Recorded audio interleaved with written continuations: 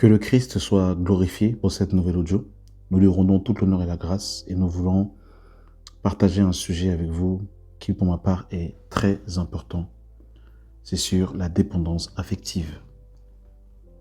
Il y a dans l'Église, dans le corps de Christ, beaucoup de réalités, beaucoup de choses qui ne sont pas dites, mais qui agissent silencieusement et qui font beaucoup de dégâts.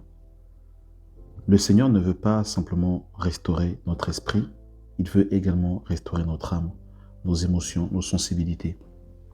La croix de Christ n'est pas simplement intellectuelle, elle ne fait pas simplement remplir notre tête de versets bibliques, mais elle nous délivre et nous affranchit de nous-mêmes.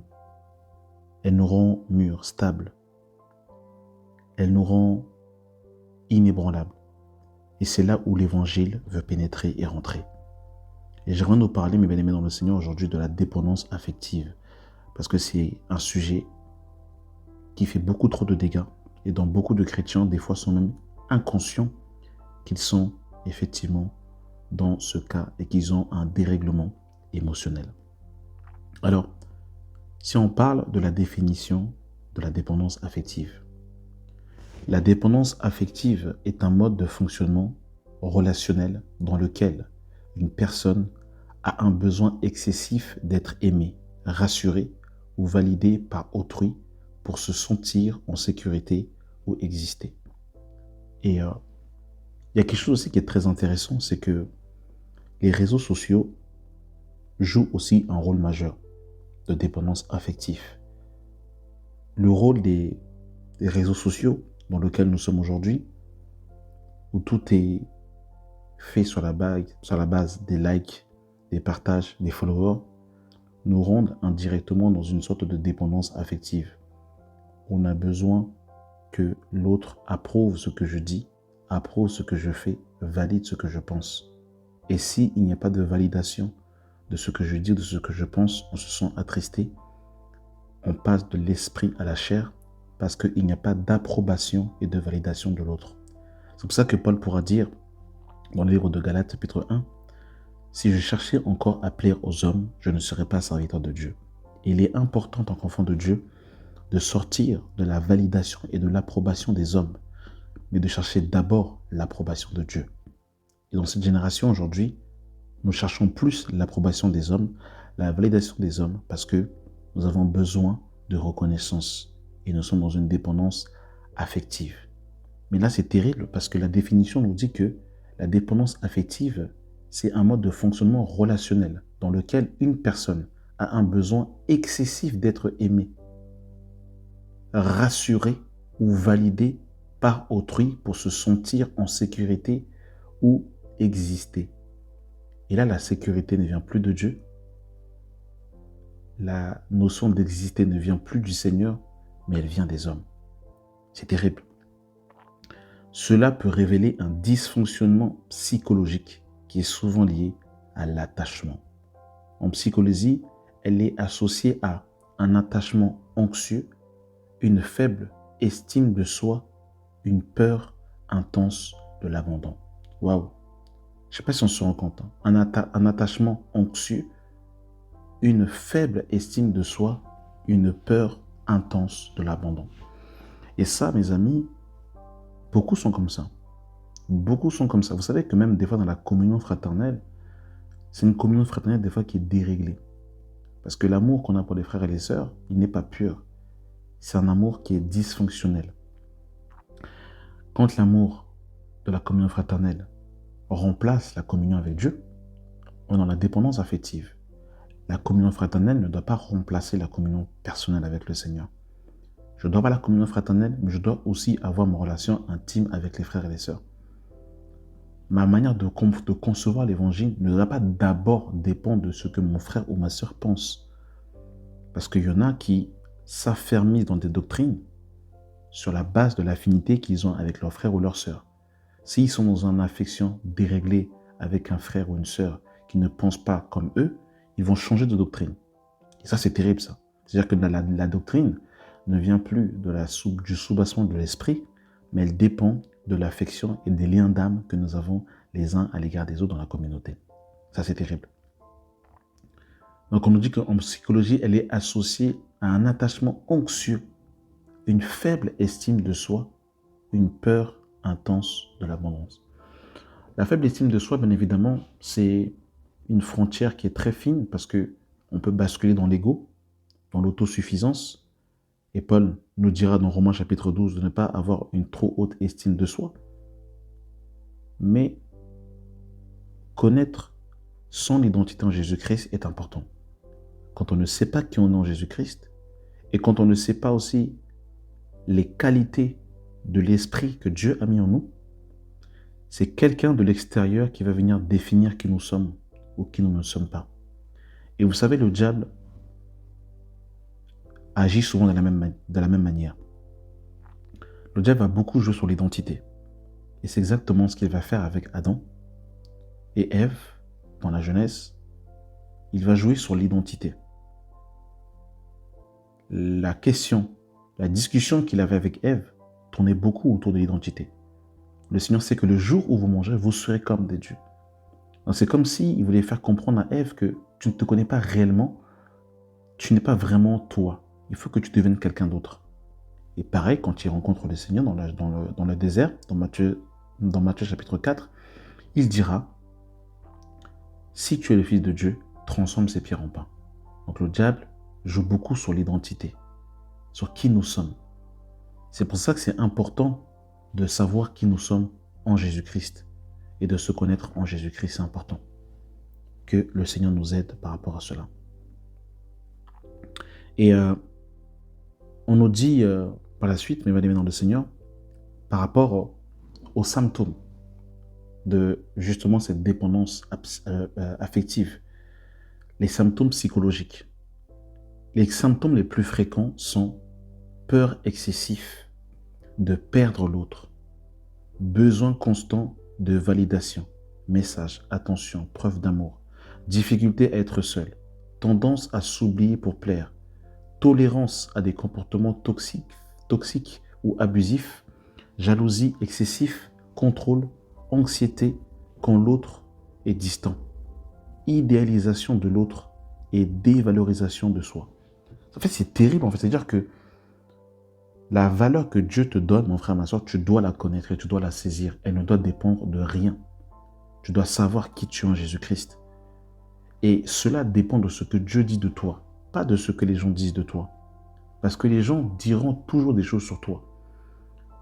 D'ailleurs, Jésus pose la question dans Matthieu chapitre 16. Que dit-on de moi? Qu'est-ce que les gens disent du Fils de l'homme? Les gens disaient beaucoup de choses sur le Fils de l'homme. Les apôtres vont donner un brin de réponse, mais tout au long des évangiles, on voit que les gens vont dire que c'est par Belzébul qu'il chassait les démons. On va le taxer de tous les noms, de faux témoignages. Mais Christ était un homme qui était spirituellement dans la perfection, mais qui était aussi émotionnellement fondé dans le Père. Lorsque Christ, justement, vit ses derniers instants de Gethsémani à la croix, il y a l'aspect spirituel qui est mis en avant dans les Écritures, mais il y a aussi un aspect qui est souvent négligé et pas mis en lumière, c'est l'aspect émotionnel de Christ. Émotionnellement, Christ, et Luc nous révélera cela parce qu'il était médecin, en nous révélant justement que sa sueur va se transformer en grumeaux de sang, parce qu'il est dans un état de stress intense. Mais on voit que Christ était dans une dépendance totale au Père. Dans une dépendance totale au Père. Donc Christ était stable spirituellement, mais aussi émotionnellement. Et quand émotionnellement, le diable arrive à nous faire déchoir, à nous faire glisser, eh bien on quitte l'état spirituel pour basculer à l'état émotionnel. Et l'émotion nous ramène justement à la chair avec ses passions et ses désirs. Donc la peur excessive de perdre l'autre, besoin constant de validation, message, attention, preuve d'amour. Combien de fois on n'a pas eu cela? Ou des fois, on est dans une addiction au téléphone parce qu'on a besoin de recevoir un message qui m'a appelé. Et on le voit avec les anniversaires. Quand c'est l'anniversaire et qu'on n'a pas reçu un message d'une personne, on peut s'offusquer, s'énerver, tomber dans la chair parce que quelqu'un ne nous a pas dit « joyeux anniversaire ». Vous savez, c'est terrible comment on a besoin d'être délivré, d'être affranchi. C'est compliqué. Si quelqu'un ne m'a pas envoyé un message dans la semaine, je peux m'offusquer parce qu'on n'a pas pensé à moi. Et c'est pour ça que le moi aussi doit être crucifié, mes bien-aimés dans le Seigneur. On doit mourir à nous-mêmes pour que seul Christ puisse paraître au-dedans de nous. Difficulté à être seul. Waouh! Vous savez que Christ est resté seul. Les apôtres l'avaient laissé. Pierre l'a renié. Judas s'est pendu. Jean était venu après. Mais pendant tout ce temps, Jésus s'est retrouvé seul. Paul pourra dire dans 2 Timothée chapitre 4, « Tous m'ont laissé, je suis resté moi seul. » Un enfant du Seigneur doit être capable d'être seul avec Dieu et d'être abandonné des hommes. Et si un chrétien n'est pas capable d'être seul avec Dieu parce qu'il est abandonné des hommes à cause de sa prise de position pour Christ, il ne peut pas suivre le Christ. Donc vous avez vu que le côté émotionnel nous empêche de suivre vraiment le Christ. Tendance à s'oublier pour plaire. Tolérance à des comportements toxiques ou abusifs. Il y a des femmes, elles sont avec des hommes toxiques, qui ont des comportements abusifs, mais comme c'est l'homme qui donne la valeur à la femme, elle accepte et tolère l'inacceptable. Elle trouve normal. Mais de même, il y a des hommes qui sont avec des femmes. Ce sont des véritables poisons, mais ils restent avec ces femmes-là parce qu'elles n'ont pas de valeur et d'estime de soi. Je vais peut-être dire quelque chose qui a peut-être scandalisé quelqu'un ou qui peut paraître prétentieux et orgueilleux. Quand on connaît sa valeur en Christ, je vous dis la vérité, on ne peut pas se marier avec tout le monde. C'est-à-dire que quand tu comprends ta valeur en Christ dans le Seigneur, même si tu es célibataire, tu ne te donnes pas au premier venu. Parce que tu connais ta valeur. Tu sais ce que tu peux offrir à un homme dans le Seigneur et tu sais ce que tu peux offrir à une femme dans le Seigneur. Parce que tu connais ta valeur en Christ. Ce n'est pas de l'orgueil, c'est de l'assurance. Et un enfant de Dieu doit avoir de l'assurance. C'est très important. Beaucoup d'enfants de Dieu ne marchent sans assurance. Quand tu ne sais pas qui tu es, tu ne feras rien, mon frère, ma soeur. Tu peux connaître la vérité, mais tu ne feras rien parce que tu n'as pas l'assurance. Et c'est pour ça que le Seigneur fortifie beaucoup Josué. Ne t'ai-je pas dit, fortifie-toi, prends courage. Le Seigneur peut te donner la vision, mais si tu n'as pas d'assurance, tu ne feras rien. L'assurance du lion, c'est important de l'avoir. Et c'est important de savoir cela. Lorsque j'étais célibataire, pas encore marié, je savais que ce que j'aurais pu apporter à ma femme, bien qu'on peut toujours être dans le perfectionnement et que le mariage est un perfectionnement, mais je savais qui j'étais en Christ, quel était l'homme nouveau que j'étais devenu en Christ, ce que je pouvais apporter à une sœur. Je le savais par rapport à ce que j'ai pu recevoir de mes parents, par rapport à ce que Christ et l'Évangile a pu me communiquer. Je savais que je ne pouvais pas me mettre avec n'importe quelle sœur sur la base de la prostitution du mariage, parce que beaucoup se sont prostitués pour le mariage. Un peu comme Ésaü, qui a vendu son droit d'aînesse parce qu'il avait faim. Il y en a, ils vont vendre leur être, leur vie, parce qu'ils se prostituent pour le mariage, parce qu'ils ne savent pas qui ils sont. Donc ils se retrouvent coincés dans des mariages compliqués, parce qu'ils ont baissé le standard, parce qu'ils ne savent pas qui ils sont. Ils ne connaissent pas la valeur qui est en eux, ils ne savent pas qu'ils ne peuvent pas être avec tout le monde. Je reviens à la parenthèse, mais c'est vraiment important de savoir cela. Les effets sur le cerveau et les hormones. La dépendance affective agit sur les mêmes circuits que l'addiction neurobiologique. Dopamine, activité par l'intention de l'autre. Sensation de plaisir. Oxytocine, hormone du lien, renforce l'attachement. Cortisol, l'hormone du stress, augmente lors de la peur de perdre quand l'autre est absent ou distant. Chute de dopamine, montée de cortisol. Et vous savez, la cortisol, il y a un pic de cancer actuellement. On va beaucoup parler du sucre, qui est l'une des causes majeures du cancer. Mais il y a quelque chose aussi, c'est que les cellules cancéreuses se nourrissent de quelque chose aussi. C'est la cortisol, qui est le stress, qui va être libéré dans nos hormones. Quand quelqu'un est tout le temps stressé, tout le temps angoissé, tout le temps dans la panique, ça peut également susciter et créer le cancer. Le stress. Et vous savez, il y a des gens comme ça, quand vous parlez avec eux, vous leur envoyez un message, par exemple, tu m'envoies un message à 10h, à 10h02, tu n'as pas répondu, il est déjà en train de t'oppresser. C'est une dépendance affective. Tu as besoin que l'autre vive. En fait, tu vis au travers de l'autre. Et si tu ne ressens pas l'affection émotionnelle, tu n'es pas bien. Tu es stressé et tu commences en fait à cadenasser les gens. Ça, ce sont des signes de dépendance affective. Tu ne peux pas te fiancer parce que tu es tellement en train de bloquer les gens, ou quand quelqu'un rentre dans ta sphère, tu es comme une pieuvre et tu étouffes les gens. Et les gens dans ta sphère n'arrivent pas à respirer parce que tu es comme une pieuvre. Ça, c'est un signe de dépendance affective. Et les gens qui rentrent dans ta sphère, souvent ce qui va se passer, c'est soit ils vont s'attacher à toi et il va être greffé à toi et vous êtes dans un lien d'âme, soit il va te fuir. En fait, quand quelqu'un est dans une dépendance affective, il y a deux réactions.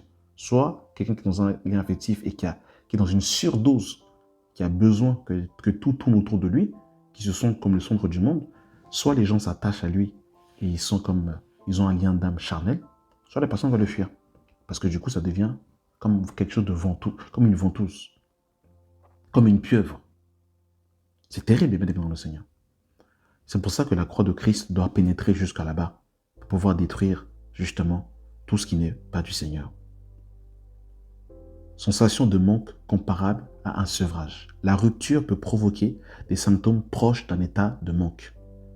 Les effets sur le corps, on retrouve la dépendance affective chronique qui peut provoquer une fatigue constante, troubles du sommeil, tension musculaire, maux de ventre, axes intestinaux, cerveau.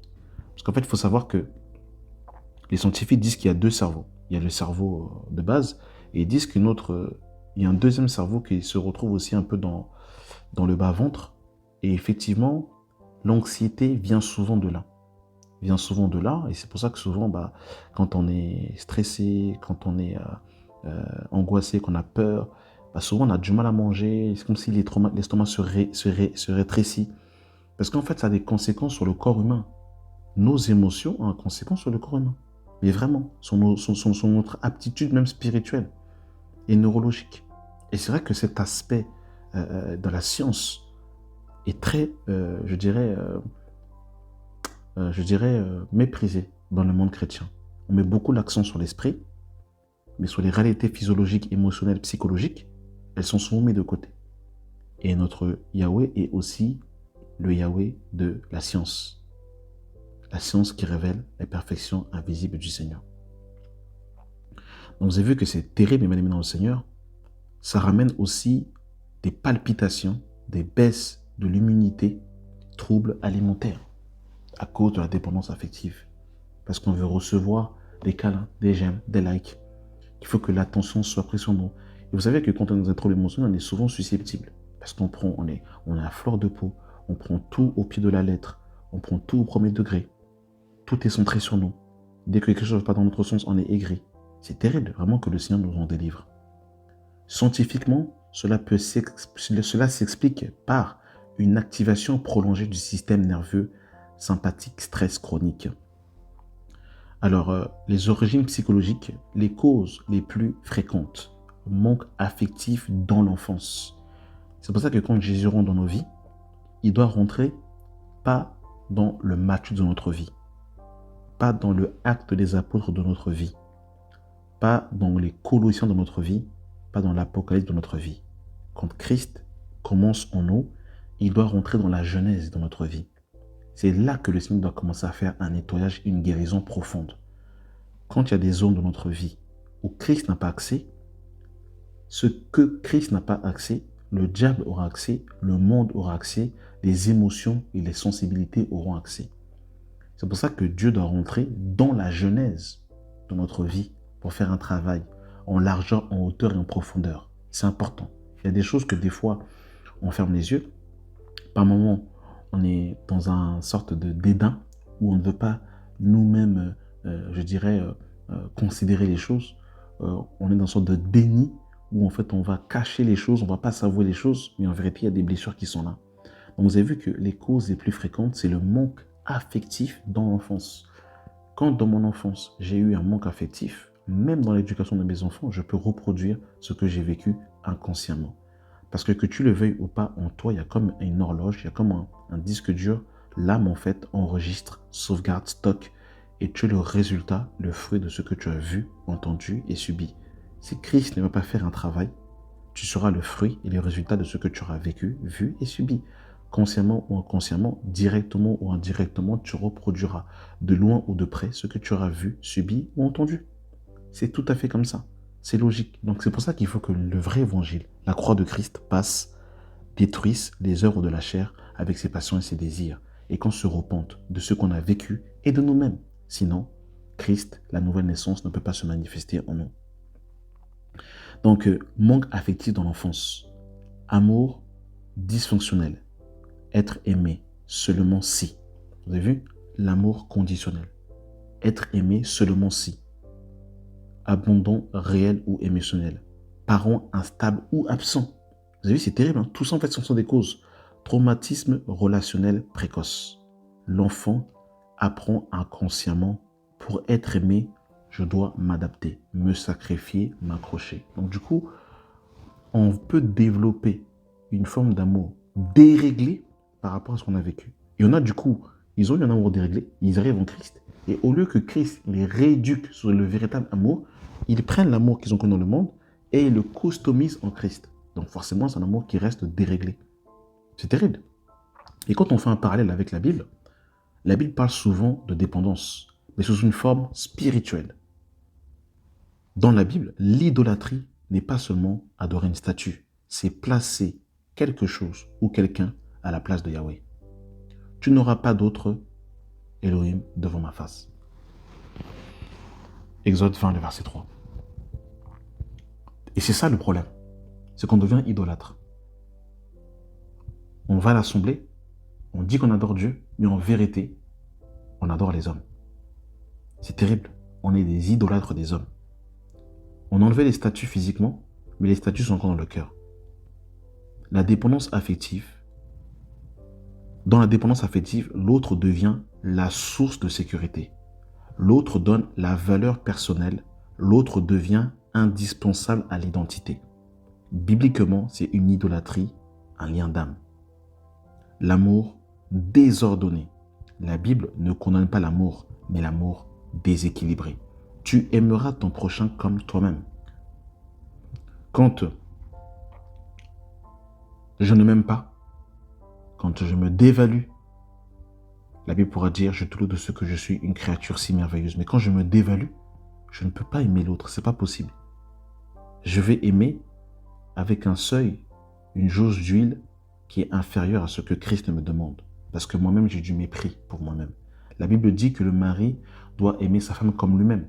Mais s'il ne s'aime pas, comment il peut aimer sa femme? Impossible. La dépendance affective viole ce principe. Aimer l'autre plus que soi. S'abandonner soi-même pour être aimé. La peur de l'abondance, la Bible revient souvent sur la peur d'être abandonné. Je ne te délaisserai point, je ne t'abandonnerai point. Hébreux 13, le verset 5. La dépendance affective naît souvent quand la sécurité intérieure n'est pas stable. La valeur personnelle dépend de l'extérieur. La foi biblique promet une sécurité interne non conditionnelle. Identité et valeur personnelle. La dépendance affective dit « Je vaux ce que l'autre pense de moi ». La Bible dit « Tu as du prix à mes yeux, tu es honoré et je t'aime ». Ésaïe 43, le verset 4. La guérison passe par un changement de source de valeur, un changement de mentalité. La dépendance affective est une stratégie de survie émotionnelle devenue inadaptée. Donc, il faut passer, mes bien-aimés dans le Seigneur, par un changement de mindset. Il faut changer de mentalité. Il faut, mes bien-aimés dans le Seigneur, que notre valeur... En fait, en vérité, tout dépend, tout parle d'une semence. Tout part d'une semence.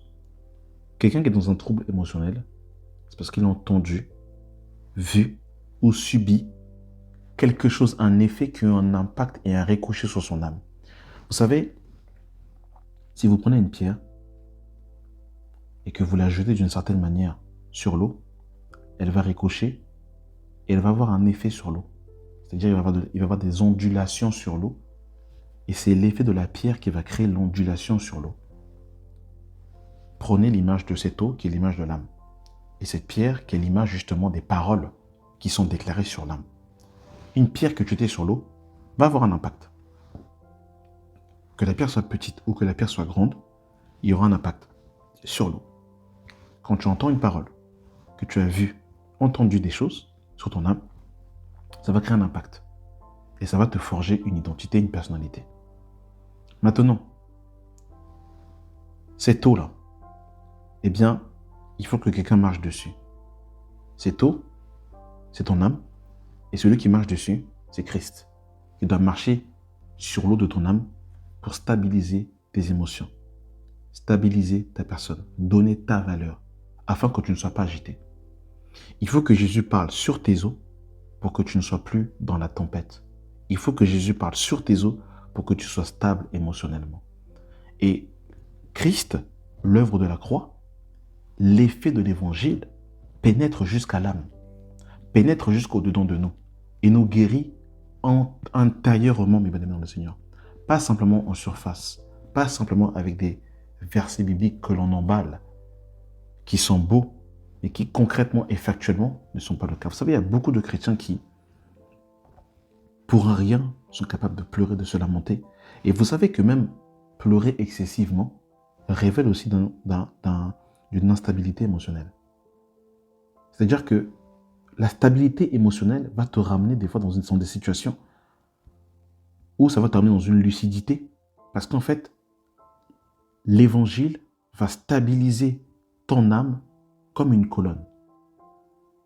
Et tu auras cette capacité d'agir avec lucidité parce que l'évangile va jusqu'à la stabilisation des émotions. Quand on parle d'être un homme parfait, l'homme parfait, ce n'est pas simplement que l'homme spirituel. C'est aussi l'homme émotionnellement qui doit être parfait en Christ. C'est-à-dire que Christ doit arriver à un niveau où nos émotions doivent être stabilisées. Ça ne veut pas dire qu'on n'a plus d'émotions, qu'on ne sommes plus humains. Mais c'est que notre émotion ne dépend plus de ce qu'il y a autour de nous, mais elle dépend de ce qu'il y a en nous, ou du moins de celui qui est en nous.